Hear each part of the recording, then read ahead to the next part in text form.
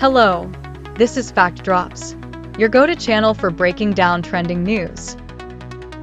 Today's big story: protests erupting across Los Angeles, and the federal government sending in troops.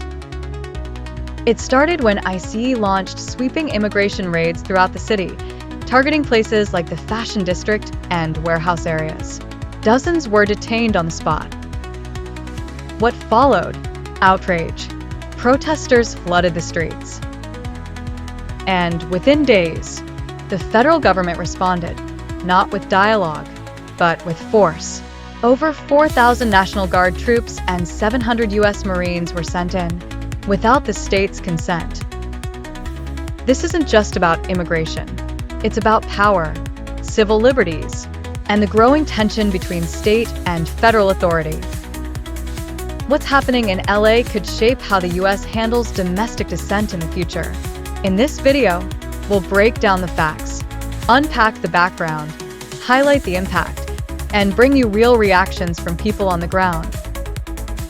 Stay ahead of the latest trends and breaking news with Fact Drops.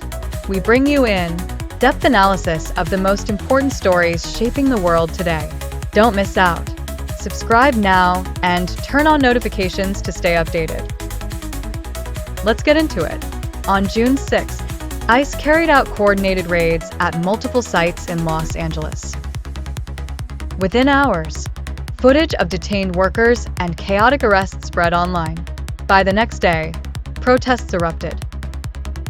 Thousands marched downtown, demanding accountability and transparency. LAPD responded with force: rubber bullets, tear gas, mass arrests. As tensions grew, federal officials declared a security emergency. And just like that, military boots were on the ground. So how did we get here? California has long been known as a sanctuary state, a place that limits cooperation with federal immigration authorities. That stance has made it a frequent target of hardline federal policies.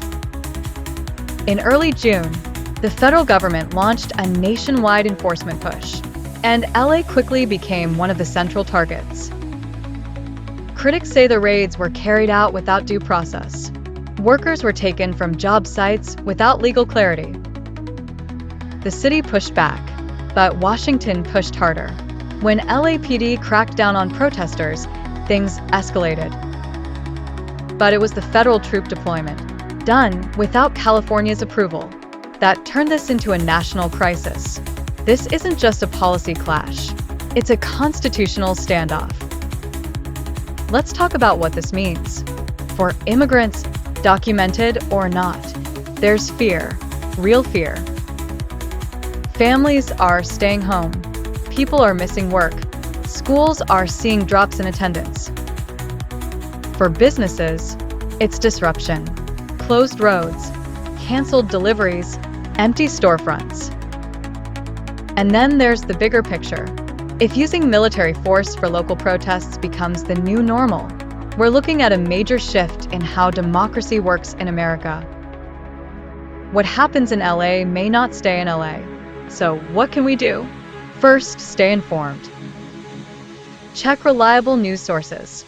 Talk with your community. And most importantly, pay attention to how your local and national leaders respond, not just with words, but with actions. Next, let's take a look at what people are saying online. This isn't just about immigration anymore. It's about power and control. When the military shows up to a civilian protest, you know something's gone seriously wrong. I can't believe we're using Marines against our own people. This is terrifying. LAPD escalated everything. Peaceful protests turned violent only after their response. Regardless of your stance on immigration, deploying troops on city streets is a dangerous precedent. This feels less like law enforcement and more like intimidation. Imagine being an immigrant child watching this unfold. What message are we sending? California has every right to push back. The federal government shouldn't override state authority this way. This is the kind of thing we criticize other countries for. Now it's happening here. I'm not even surprised anymore. just deeply disappointed. If you're okay with this now, don't complain when it happens to your side next. Federal overreach in plain sight. This is exactly why state sovereignty matters. ICE raids are scary enough.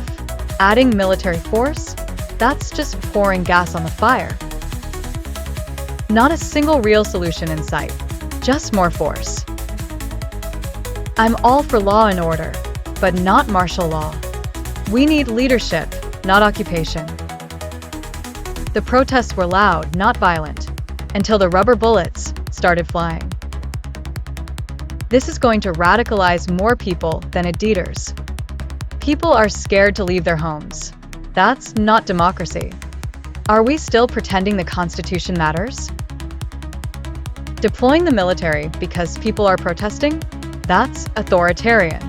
Where are the accountability mechanisms? Who's watching the watchers?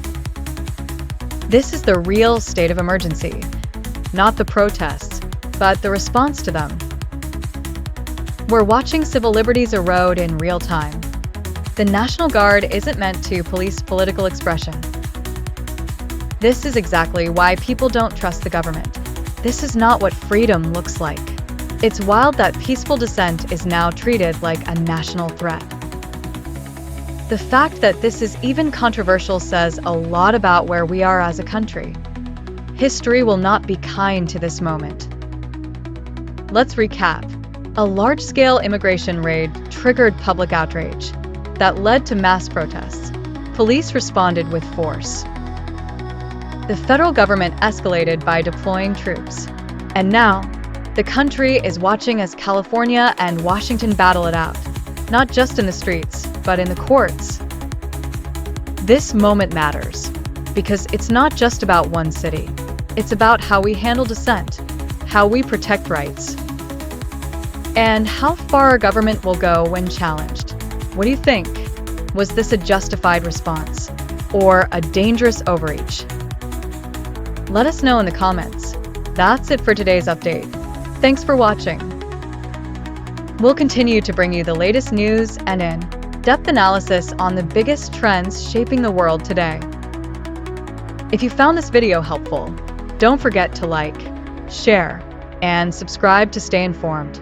Also, let us know your thoughts in the comments. How do you think this news will impact you? Stay tuned, and we'll see you in the next one.